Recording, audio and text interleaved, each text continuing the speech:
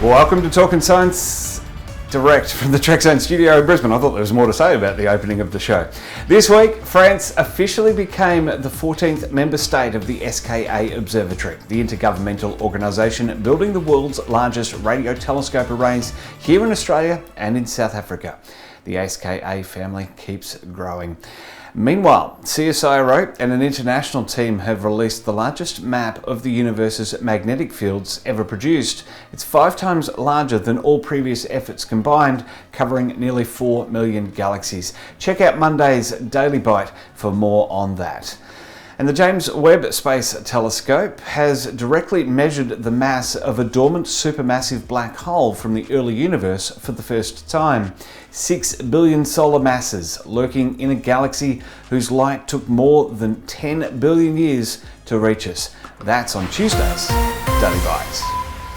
Let's get into the meat of the show. Western Australia's Premier Roger Cook has sparked a fierce debate after suggesting that Kimberley could be opened to fracking. That's hydraulic fracture stimulation if Woodside's offshore browse project is blocked. And the details, when you dig into them, are even more troubling than that headline. Browse involves drilling around 50 oil and gas wells near Scott Reef, a world-class coral ecosystem about 290 kilometres off the Kimberley coast. The alternative is Project Valhalla, a proposal by US-owned Black Mountain Energy to drill up to 20 fracking wells in the Canning Basin within the Fitzroy River catchment, roughly 120 kilometres southeast of Derby. Fracking injects high-pressure water, sand and chemical mixtures into rock to release trapped gas, a technique linked to groundwater contamination and seismic activity in various parts of the world. The framing of this debate deserves scrutiny. WA's domestic gas reservation policy requires producers to keep 15% of their output for the local market.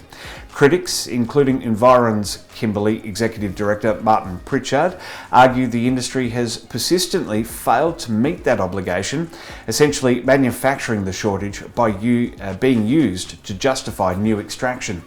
And analysis by energy journalist Peter Milne found that Cook himself, as State Development Minister in 2021, exempted Black Mountain from the export restriction. Up to 87% of Valhalla's gas could be exported. So the proposed fix to a domestic shortage would mostly benefit overseas buyers. Protests have erupted across Western Australia, a snap rally at Parliament, sit-ins at multiple Labor electorate offices. Pritchard told supporters the social licence for this kind of extraction is evaporating. Zooming out, Australia exports around $64 billion worth of LNG annually. The Federal Petroleum Resource Rent Tax, the PRRT, was designed to capture a share of that wealth for Australians. The Australia Institute, however, says a 25% export levy could raise $17 billion a year.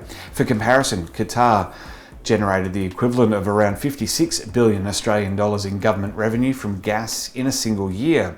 We're leaving extraordinary wealth in the hands of companies that aren't even meeting their basic domestic supply obligations. Now, I'll be clear as an editorial, fracking the Kimberley is not the answer here. The groundwater risks are real. The Fitzroy River catchment is irreplaceable. Traditional owners allegedly have not been fully consulted, and the economic case collapses once you accept that most of the gas leaves the country anyway. Enforcing the existing domestic reservation policy, accelerating renewables, and stopping exempting gas companies from the rules they agreed to follow are kind of the answers. Let's move on. South Australia's Koonibba test range has secured another significant international partner. Southern Launch has signed an agreement with Atlanta-based SpaceWorks Enterprise to conduct multiple orbital re-entry missions at Koonibba, and it's an exciting one. SpaceWorks is developing a line of atmospheric re-entry devices, compact autonomous capsules designed to return payloads from low Earth orbit affordably and reliably. These aren't passenger vehicles, they're cargo return systems for the growing in-space manufacturing and research market. Experiments that benefit from the microgravity environment of orbit and need their samples brought home. The first mission under this deal is called COSMIC, the Commercial Orbital the commercial orbital system for microgravity crystallization. In the near weightlessness of orbit, certain proteins and materials form crystals of a purity and perfection that simply can't be achieved under Earth's gravity. That has genuine implications for pharmaceutical development and advanced materials science, as we've seen with friends of the channel, Varda Space Industries. The mission is funded in part by a NASA Tech Leap Prize and a NASA Small Business Innovation Research Phase 3 contract. Southern Launch will provide the full range service stack, regulatory approvals, airspace and maritime coordination, tracking and physical recovery. Multiple successful orbital returns have already been completed at Koonibba over the past year, as we've reported on here at Talkin Science. So the range is operated in partnership with the Koonibba Aboriginal Community Corporation, a genuine collaboration that's become one of the more significant examples of First Nations participation in Australia's burgeoning commercial space sector. Well, Blue Origin's New Glenn rocket was destroyed on the 28th of May when a static hot fire test at Cape Canaveral's Launch Complex 36 ended in catastrophe. A static fire is a routine pre-launch verification. Engines ignited at full power while the rocket is secured to the pad. What followed was an explosion visible from more than 160 kilometres away. The damage assessment has been sobering. The rocket is gone.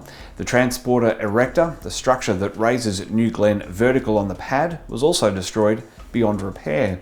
The launch tower sustained significant charring, but is considered repairable rather than requiring complete replacement. On the positive side, the propellant storage infrastructure survived, which matters given those are expensive, long lead time components. CEO Dave Limp has set a target of returning to flight before the end of the year. That's ambitious by any measure because a comparable Falcon 9 launchpad explosion in 2016 kept Cape Canaveral's Launch Complex 40 offline for a year. The 2014 Antares failure at Wallops Flight Facility took nearly 2 years. Blue Origin has roughly 7 months to do better than both. The stakes extend well beyond Blue Origin's commercial schedule.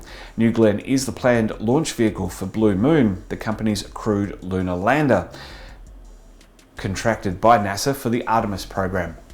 NASA is targeting 2028 for the first crewed lunar landing, so they better step up their game. Blue Moon needs to reach orbit and complete human spaceflight certification before that's possible. A prolonged New Glenn grounding tightens an already pressured timeline, and it puts additional weight on SpaceX's Starship program, the other contracted lunar lander, to carry more of the load. It's a significant setback, and the next several months will tell us whether Blue Origin's recovery timeline is achievable or aspirational. Daily Bites on our socials first, plus a deep dive into the headline of the week on our YouTube channel. A new look, Trekzone.org is there. Help This One Man Band membership is available to help us do more. Get the details and sign up at trekzone.au/support. That's coming soon. The website's brand new and minty fresh as well. You can download the app now as well for your mobile device, and you can enable push notifications so you don't have to keep checking in to see when new content's available. So do all of that. Support Trekzone now in its 24th year. Very, very exciting. Thanks for your company.